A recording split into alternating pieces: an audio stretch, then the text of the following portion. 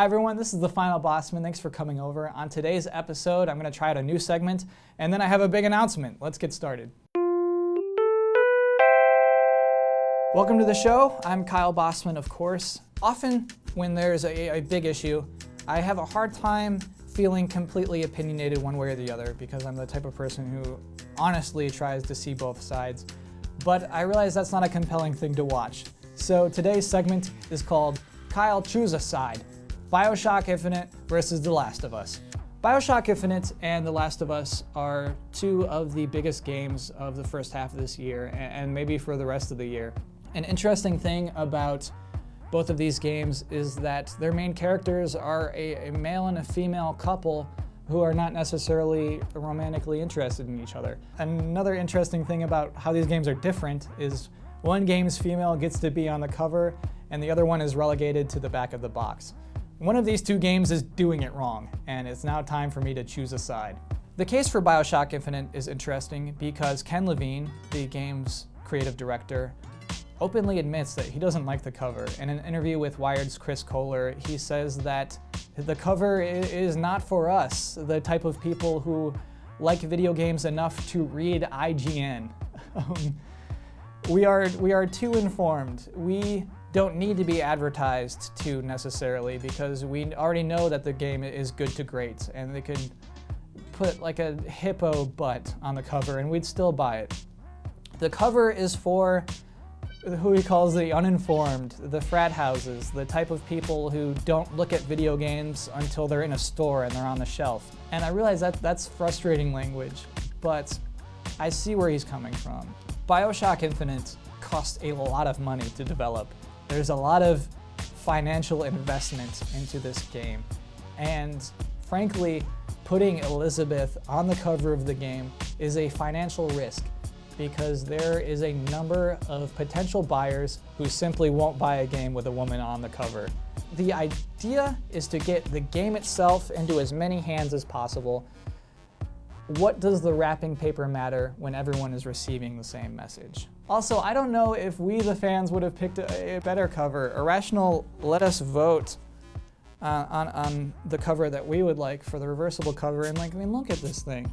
I think we kind of blew it, everyone. I don't know if we did a good job with this. This is one ugly box.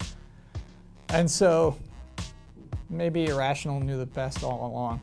The case for The Last of Us is that Ellie is a main character and should therefore obviously be on the cover. In an Escapist interview, we learned that Naughty Dog hired this marketing firm who told them that the girl should get off the cover and probably showed them a lot of the same numbers and statistics that were shown to Ken Levine. And so I think there's something brave about saying, no thanks, marketing experts, we want our girl on the cover. And so I guess you can see where I'm going. I have to side with Naughty Dog on this one. When I sat down to write this episode, I honestly didn't know whom I was going to end up siding with. But as I read more and more interviews with Ken Levine about BioShock Infinite, I started seeing a startling recurrence. Ken Levine wants BioShock Infinite to sell a lot more than the original BioShock. He craves cultural significance. And he's been talking about frat houses from before this whole cover art nonsense. In a Polygon interview, he recalls an internal study that was done at a frat house full of frat guys, where they were asked, how many of you have played Call of Duty? And apparently everyone raised a hand. And then they were asked, how many of you have played Halo? And again, apparently everyone raised a hand. And then they were asked, how many of you have played BioShock? And then there were no hands. And then they asked, how many of you have heard of BioShock? And again, no hands. I have no problem with frat guys, and the reason these people probably haven't heard of BioShock most likely has nothing to do with cover art. Fraternities exist so these people can socialize for 4 years, and that's probably why they don't care about single-player experiences. Call of Duty is a primarily multiplayer game, and so is Halo, and so is Mario Kart, and that's probably why they won't like BioShock anything. And I guess what I'm afraid of is that Ken Levine's misguided attempt to appeal to frat guys may have not stopped at the cover art. It may have crawled into the actual game design itself. I mean, if you look at that BioShock cover, it's a dude with a gun, and you assume this is a game about shooting dudes. And a lot of BioShock Infinite is about shooting dudes. It's a lot of throwing bullets into these police officers who are running at you with a baton. I don't honestly think that this cover is misrepresenting anything. I want to believe in an alternate universe where Elizabeth is on the cover and that you never have to rescue her in the entire game. And so, how can you not root for this game on the other side? Naughty Dog with The Last of Us is essentially gambling on our tastes. They're gambling on us as opposed to the weirdos who walk into a store and go home with the game with the toughest looking guy on the box. They are allowing their game to be advertised as a game with a girl in it, and they're prepared to take whatever financial hit comes with that. I know a lot of us are probably tired of hearing about gender inequality in video games, but here, Naughty Dog isn't talking about it, they're just doing something about it. They're choosing their own vision instead of chasing a demographic that probably won't like their video game anyway. And I think they should be commended for that. And on that note, I'd like to take this opportunity to world debut the official box art for a little game I've been working on. Ladies and gentlemen, I am proud to show off for the first time ever the cover art for Philip Dollarfield Saves the Princess.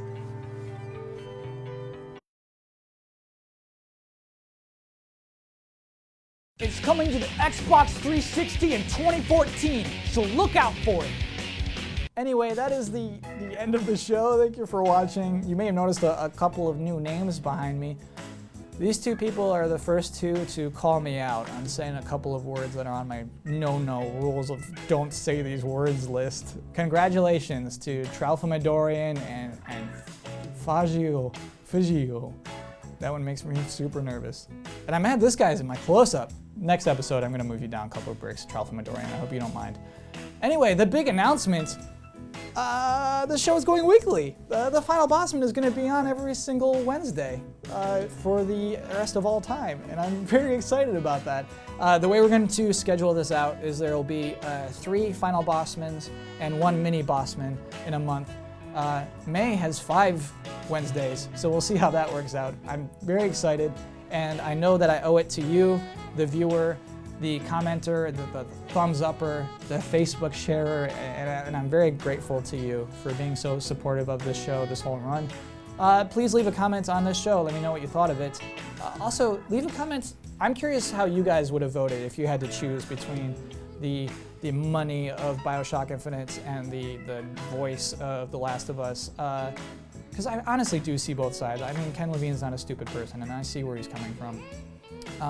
Also, if you belong to a fraternity and you know what BioShock is, please comment, because I have to believe you're out there. I know you're out there. Please let us know you exist. And that is the end of this episode. I will be back here next Wednesday. Thank you for watching.